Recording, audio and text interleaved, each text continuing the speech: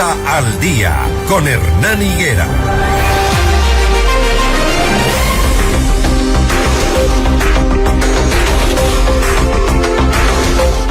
6:43 a.m. El presidente Daniel Noboa declaró como prioridad nacional la prevención y erradicación del reclutamiento, uso y utilización de niños, niñas y adolescentes por grupos delincuenciales. Mediante el decreto 21, el mandatario dispuso la creación de un comité que será el encargado de formular, conocer, implementar y ejecutar políticas públicas, planes, programas, proyectos y estrategias para cumplir con lo dispuesto. A esta hora de la mañana nos acompaña Pablo Encalada, él es abogado penalista y precisamente vamos a hablar sobre este tema tan importante. El Comité para Prevenir Reclutamiento de Menores dará resultados. Buenos días, abogado, le saluda Valeria Mena. Y es que visibilizar el problema era fundamental, es muy importante. Y ahora la pregunta es, ¿cómo darle fuerza para que no quede en el papel? Buenos días, bienvenido.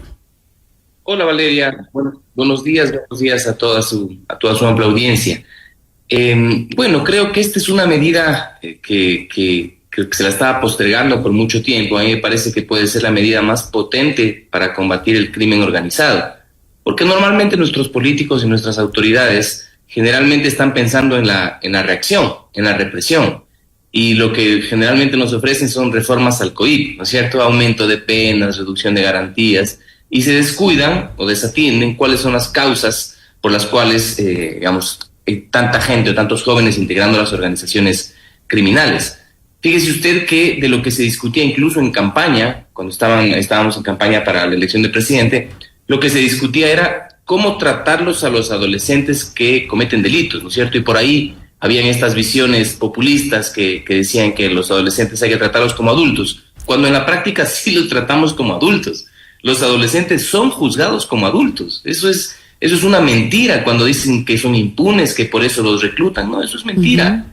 Los adolescentes son juzgados como adultos, claro, con la única diferencia de que no cumplen las mismas penas que los adultos, pero se van a la cárcel, les inician un proceso penal, etcétera, etcétera. Entonces, solo nos habíamos dedicado a pensar en cómo reaccionar frente a ello. Y ahora, con este decreto del presidente de la República, me parece muy positivo.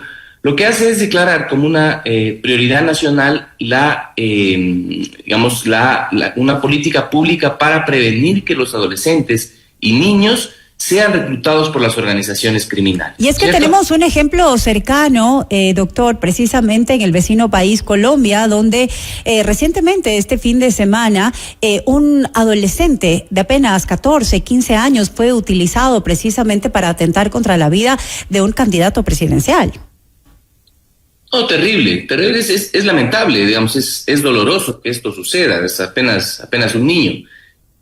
Pero claro, hay quienes repiten esto, ¿no es cierto?, de una manera populista. No es que los reclutan porque ellos no tienen ninguna responsabilidad. No crean en estas mentiras, eso no es verdad.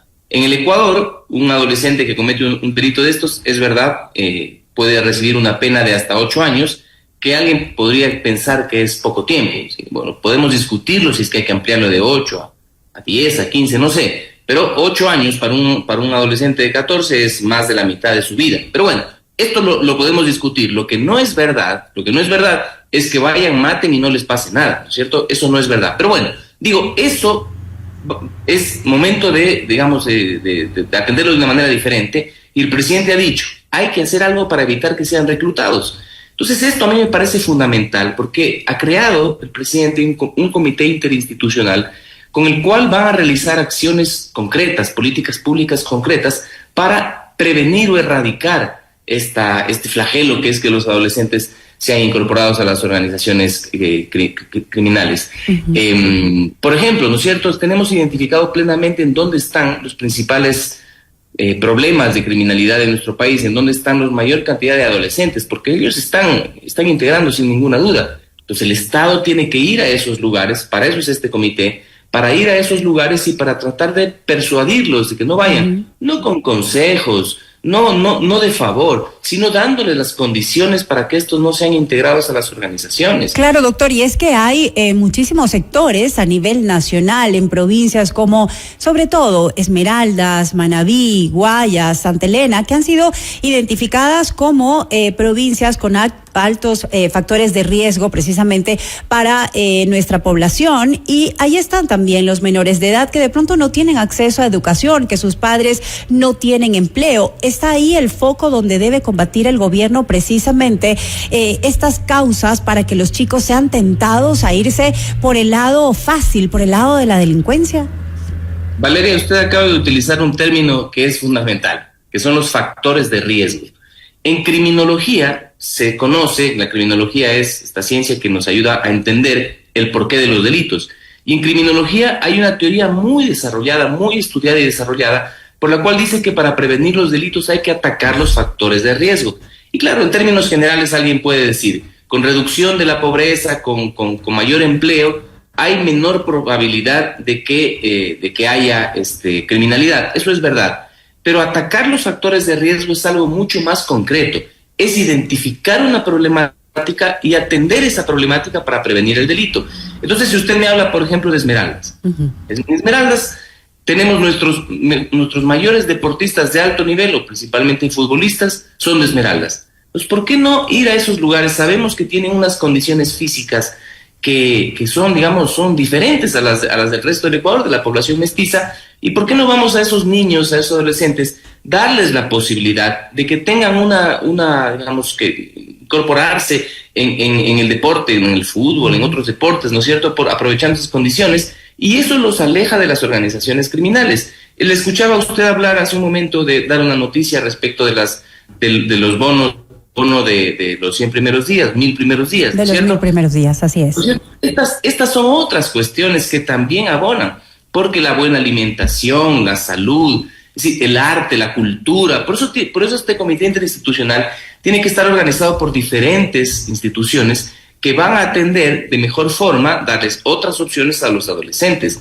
En la cultura, vamos a tomar el ejemplo de Medellín. En Medellín construyeron bibliotecas de primer nivel en los barrios más populares. Y esas bibliotecas, claro que eran pensadas y sirvieron para que los niños y adolescentes vayan a integrarse a la lectura, al conocimiento, pero en circunstancias de violencia eran incluso zonas de protección. O sea, habían balaceras y los niños y adolescentes iban a esos lugares. Triste que sea así, pero hasta para esas cosas servía. Entonces hay ejemplos muy cercanos que nos sirven para demostrar que estas acciones, estos ataques a los factores de riesgo, sirven y dan respuestas tempranas. Ahora, para entenderlo un poco más, ¿quiénes conformarían estos comités? Doctor, es importante tener claro cuáles serían también las políticas públicas, entre qué organismos tendrían que trabajar articuladamente para que realmente esto funcione. Bueno, vi que eran como 18 instituciones, ¿cierto? Esto está muy, muy amplio. Pero bueno, de salud, de educación, como le decía, cultura, policía, municipios. Los municipios son claves en estos temas. Ministerio Conocen de la sus Mujer, realidades, sin duda, ¿no? Ministerio de Economía. Ahí hay muchos integrantes y yo ahí es algo que me atrevo a recomendarles al gobierno, y es cuidado y este comité se pierde en la burocracia. A mí me parece que aquí tiene que haber una persona responsable del comité, alguien que ponga la cara, para que se haga cargo tanto de los beneficios como de los errores. O sea, a alguien hay que reclamarle si es que este comité no está funcionando. Porque es posible, yo digo, yo primero felicito, reconozco, y luego me adelanto a anticipar una crítica, ¿cierto? Podría quedarse en la burocracia y podría quedarse en el papel. Entonces el gobierno no puede permitir que esta idea tan bien pensada se quede en el papel y no sea bien ejecutada. ¿Por qué se puede quedar en el papel? Porque designan, por ejemplo, funcionarios de tercer, cuarto nivel. Si vaya usted a este comité que no es muy importante. Me explico, si es que eso sucede, la idea fracasa. Ahora, si es que este comité es integrado por personas de alto nivel, ¿no es cierto? O, más todavía, si se reforma este decreto y se nombra una autoridad pública de primer nivel, un ministro de Estado, que esté a la cabeza de esto, entonces las cosas cambian, porque va a tener la importancia, ¿no es cierto?, porque le van a hacer caso y porque el periodismo, por ejemplo, puede darle seguimiento concretamente, claro, ir a esa persona a pedirle, a preguntarle qué está pasando, qué han propuesto, qué medidas han tomado, ha sido evaluado, está dando resultados, ¿no es cierto? ¿Cuánto se ha reducido el reclutamiento de los adolescentes, etcétera? Así que esto es algo que me parece importante, que si no se hace, puede fracasar. Alguien visible, entonces, de peso dentro del gobierno nacional, que dé la cara, como usted lo dice, y que pueda pues asumir estas responsabilidades. Ahora también, ya para finalizar, doctor, por cuestiones de tiempo, el tema es que hay temor dentro de la ciudadanía. En este tipo de zonas donde hay alto riesgo de delincuencia, bueno, los vecinos, por ejemplo, no se atreven ni a hablar. No sé qué tanto también se atrevan a colaborar en contra del crimen organizado. ¿Cómo garantizarles precisamente su seguridad, su entorno, para que puedan tener una mayor colaboración en el éxito de esta ley? Valeria, esto no es fácil, de ninguna manera. Alguien si cree que con soluciones, que haya soluciones mágicas, no hay.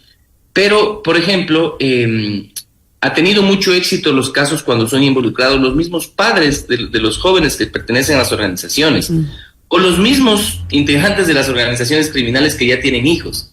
Es decir, brindarles una alternativa. Yo leí hace poco tiempo en la revista Diners, leía que hay en Isla Trinitaria, que es uno de los lugares más peligrosos de Guayaquil, leía que hay una persona que tiene digamos, ni siquiera creo que es una fundación, pero tiene una organización en la cual tiene una sala de lectura, ¿no es cierto? Lo más precario, pero finalmente un lugar en donde los niños y adolescentes pueden ir a leer. A esa persona, que es, digamos, la dueña o quien organiza este espacio, no le pasa nada.